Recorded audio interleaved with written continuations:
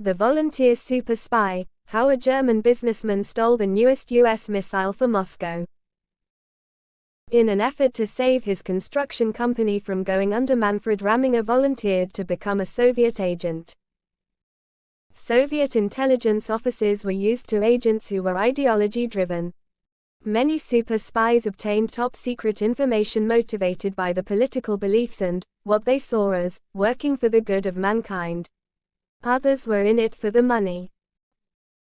One way or another, the life of a real spy has little in common with world-famous James Bond movies. Sometimes intelligence services recruit even the least likely candidates.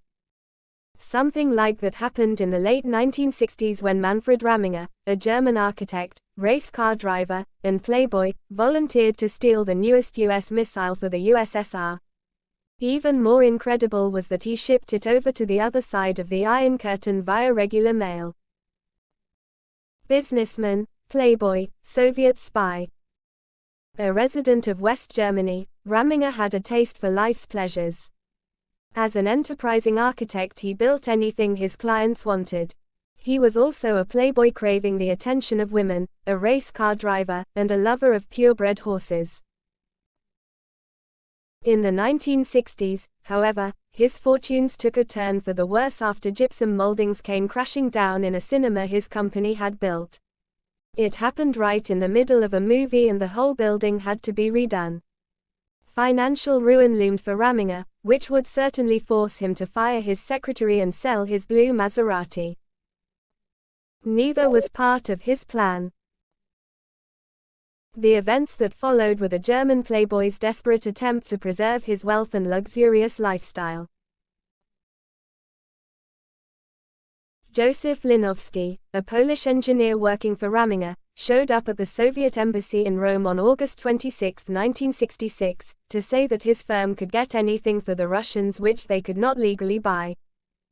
The Italian capital was chosen to deliver the message for the simple reason that a visit like this would have caught the attention of counterintelligence services in Germany. Italy was safer in this regard. Soviet diplomats forwarded the offer to Moscow. GRU officials thought about it and decided they wanted to get to know the peculiar German better. Ramminger, an eager equestrian, was invited to Moscow under the pretext of visiting an international horse exhibition and met by Soviet intelligence officers. They reached an agreement, but it was not clear just what exactly the German was going to deliver to the USSR. Ramminger claimed he could get his hands on missile equipment. After returning to West Germany, he communicated that he could steal a Sidewinder missile. Theft of the century. The Sidewinder is a guided air-to-air rocket developed by Americans, which, back in those days, was only used by Japan and Germany, apart from the US Air Force. The Soviets had already got their hands on an early version of the missile, but the greedy German offered to deliver the newest modification. It would have made an excellent trophy if it could be obtained in undamaged condition. Indeed, it almost sounded too good to be true, so Ramminger was invited to come to Moscow again for consultations. He ignored the invitation and arrived in the Soviet capital later, after the deed was done. Ramminger was taken to the Hotel Ukraine where the self-taught spy told the story of his exploits. It was almost offensively simple. It turned out Ramminger recruited Wolf Diethart Knopp, a Luftwaffe pilot who also wanted some cash, and the trio made up of Ramminger, Knopp, and Linowski simply stole the missile from the Neubig air base in Bavaria. Knopp knew the security protocol and the alarm system well and made a clay mold of the warehouse key, which Linowski used to create a copy.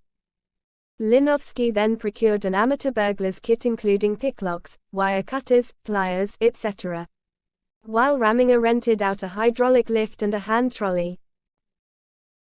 Autumn weather in Bavaria can be quite foul, so the conspirators took advantage of the cover of heavy fog to approach the air base on October 23. Ramminger used the lift to get Linowski, Knopp, and the trolley over a wall of barbed wire. They later just cut a hole through a chain-link fence. Knopp disabled the alarm, and Linowski broke into the warehouse. They carried the missile outside, put the lock back, and rearmed the alarm. They took off after putting the lift and the trolley back in the rental truck. Knopp went home, while the others transferred the rocket to Raminger's car and wrapped it in a blanket. The Sidewinder was too long for the vehicle, so Raminger simply smashed one of the windows and drove with an air-to-air missile wrapped in a coat and a blanket sticking out. What happened next is beyond precedent. Raminger declared missile pieces as vehicle spare parts and shipped them via air mail. The mail service asked no questions and simply charged him $79 for excess weight. This could have spelled the end of the operation because the wooden box with the missile was lost en route. The package was shipped to the wrong destination by mistake. An infuriated Raminger gave Lufthansa reps a piece of his mind, so they found the box and it safely made it to Moscow, albeit with a delay. People in Moscow were quite astonished. The GRU paid Raminger 92,000 Deutsche Marks, or $8,500, a substantial sum of money in the 1960s, and away he went happily. An ignominious end. The Soviet embassy in Rome got another letter from Raminger in 1968 where he promised to obtain radio navigation equipment.